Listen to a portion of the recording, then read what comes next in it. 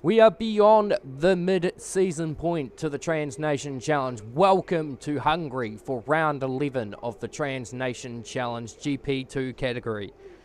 Situated in the heart of Budapest, this 4.381 kilometre circuit demands complete respect with its 14 tight, treacherous and sweeping turns.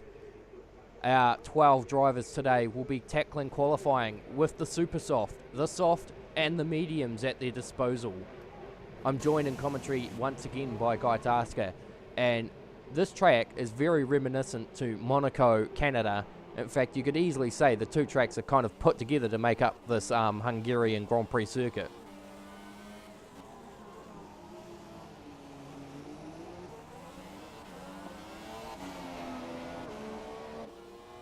Okay, I'll carry on.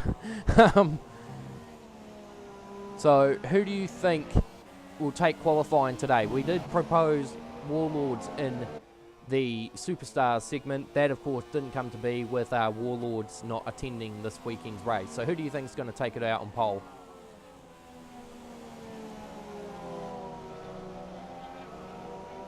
Having some technical difficulties on this end, I don't know. But it's like on your end, apologies. I'll see if I can get this sorted. So, you can't hear me, or... Oh, we've got a problem there for Habs for Life already in the fence. That's coming out of turn 4. So, while Guy works on his little technical issue there, we'll press on to... Sorry, I just got to...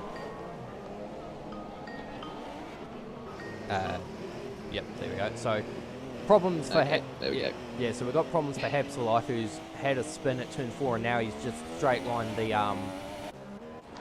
5 and 6 chicane. So we're going to watch Inverche tackle his flying lap. In fact, Habs for Life is still pretty much at it, I think. But anyway, Inverche just clearing one of the McLaren Hondas, one of the Haas drivers coming through to start his flying lap. So just back to the question that we opened with. The Hungaroring is much like a circuit that you would say you combine Monaco and Canada to create the Hungaroring. So the Hungaroring is some crazy incest track made I can see that, yeah. So Inverche, of course, is our first driver on the track, so we always tend to watch him first, and he's quite a fun driver to watch when it comes to qualifying. He's so onto it. He just smashes the car across the curbs, as you can see on shot now as he comes through the sweeping right-hander, and he's got Going Z in front of him, but I don't think Going Z's in a position where he's going to hinder Inverche's lap. So in fact, if anything, Inverche will get a toe off him coming down the front straight. So around the last turn he comes. It's going to be quite a reasonable looking time, actually. It's going to be an 18.2. Going Z was a 18.3, so actually not quite as fast as I thought he would be, but let's see. So Stuart McKenzie 2's on a slow lap. Sarah May's about to come around the last bend. I think he's about to set a banker. The time beats an 18.2. He'll Could be a good time. An 18.4. Yeah, so close. Top 3 separated by literally 0.2 of a second. Who will be next? Oh, Rohan Rao. Up in also with the 18.2 there. Oh, there we go. Pure Axel with 17.9. So first 17 of the day. So McLaren Honda 1-2 presently at this moment. Conman's now gone P6. I think someone's had a moment. Can't see who it was. I think it might have just... Oh, no. There we go. Another one. RZDV up to P6. Might have been Mackenzie just running a bit wide on his slow lap at the moment. But. So we'll watch the championship points leader set his flying lap. I think Sarah May has been a driver who's impressed me in recent weeks. He's gone from being a bit of a midfield runner, and he's found the pace, and he's not too far off those front runners here at the moment. Only 2/10 off Inverche here, so seems to have found a bit of pace in the past few weeks. Yeah, speaking of the last few weeks, we've of course had the reshuffle around for season 2018, which seen a few drivers in different areas. Just for a little heads up, Plebs, who we thought had withdrawn from the championship, is back. but he'll be in F2 next season for Alfa Romeo Sauber. So he'll be back for this weekend, hopefully. Either way, we'll just carry on. So Beardy's set a 19 flat to go into P6 behind his teammate. CAJ's now done a 21.4. Jay looking to get back a bit of time he's lost with his wheel being taken away and then having no practice in the British Grand Prix, which saw him out. It's pesky mothers always taking your wheels away. It's funny no matter how you look at it. So both Ferrari boys yet to set a lap. Stuart McKenzie 2 is now about to round the last bend.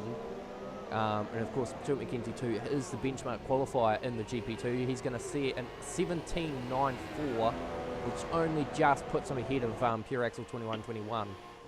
So where's Cart? Cart's now coming through into the third sector, and it's looking quite reasonable. A 28 flat into sector 2. Habsfly still hasn't set a time yet, and of course he spent most of his outlap on the first go touring the paddock.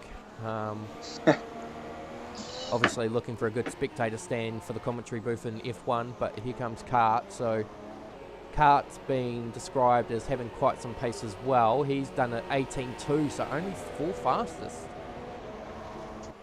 Yeah, maybe just being a bit safe on that first lap, perhaps. It's a track that you can find a lot of time when you're aggressive in the right areas, but obviously being aggressive carries its own risks, especially in qualifying. You can quite easily pick up corner cuts. And Rohan Rowe, who of course, and Rohan Rowe, who originally originally was signed up for F1, attended one race, but of course living in India, he was currently racing at 4 in the morning, New Zealand Standard Time. So we just lost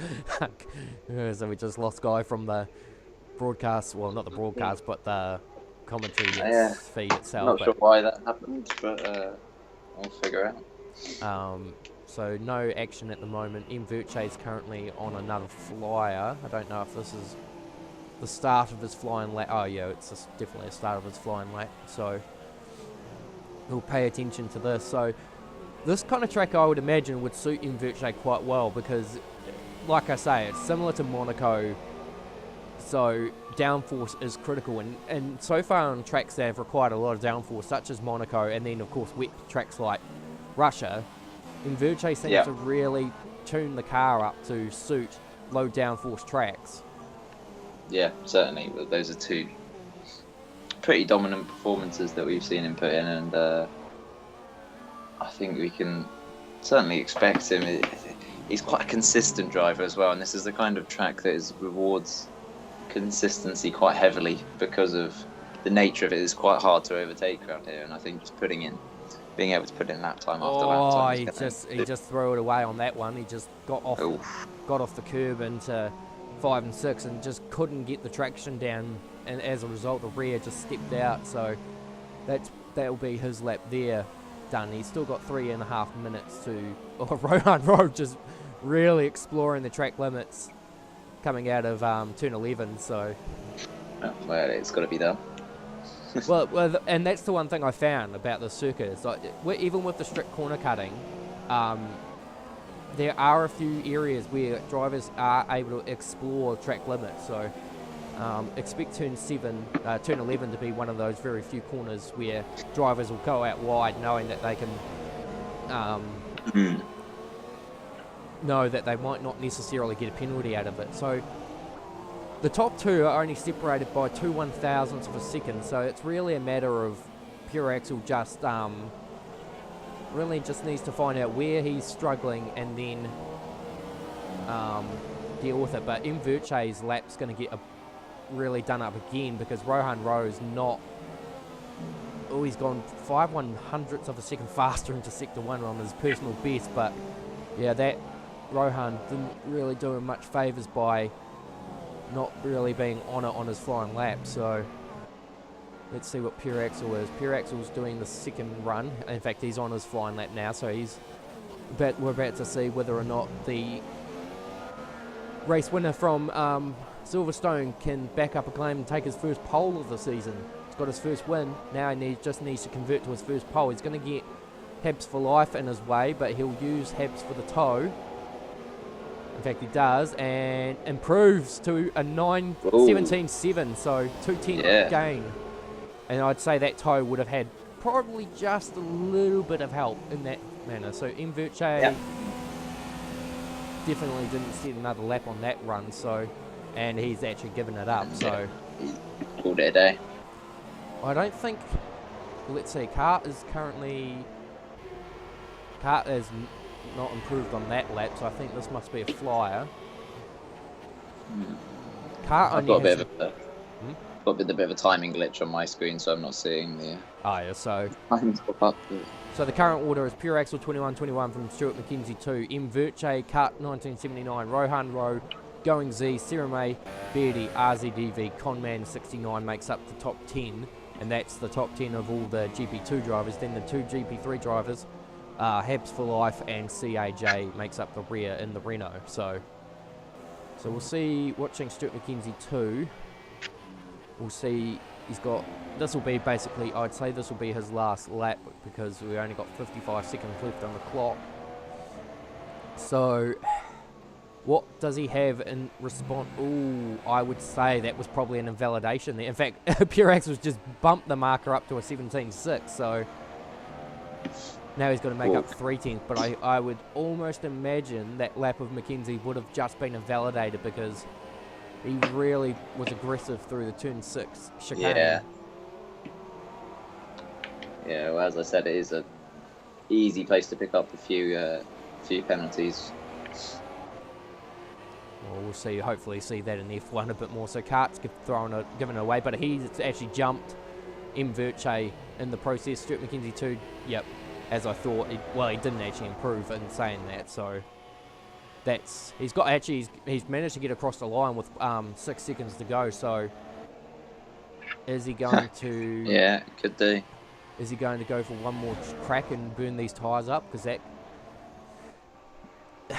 See, if I was in his position, I'd probably just throw it away because all you're doing is using up your tyres, and that's going to put you at a strategic disadvantage. So I wouldn't really be. He's up by. It is a circuit where you have strategy is going to come into it because a one stop is doable, but you can really. Oh, Sirame up to P3. Oh, I said that he's impressed, but that is a big time there, 17.9. And he's actually only 3/100. He's 3/100th of a second behind Stuart McKenzie 2. So wow. So and Stuart McKenzie 2 is actually up by 0.3 of a second. So it's Rohan Rao up into that'll be 4th place. So I think. Cart's been demoted, and Stuart McKenzie 2 looks like he could bag pole position with this time. It is close. I think these top 6. I think looking at the times that have appeared on my screen, providing they are Stuart correct. McKenzie 2 73, so takes pole position on the line, but we'll see whether or not how much tyres he's used to have to do that. So interesting qualifying there, and a lot of surprises, that's for sure. So let's have a look at the rundown for qualifying for the Hungarian Grand Prix. So it's all New Zealand front row of Stuart McKenzie 2 and Pierre Axel 21-21. The rivals go head to head. Sirame, best of the rest in P3, and that's an amazing time. Rohan Rowe, first time in GP2, impresses with P4. Kart would be disappointed to be relegated to P5, as was Inverche. Going Z28, RZDV 2000, Beardy, and Conman 69 makes up your top 10. What are we going to expect to see in the race? Stay tuned to find out.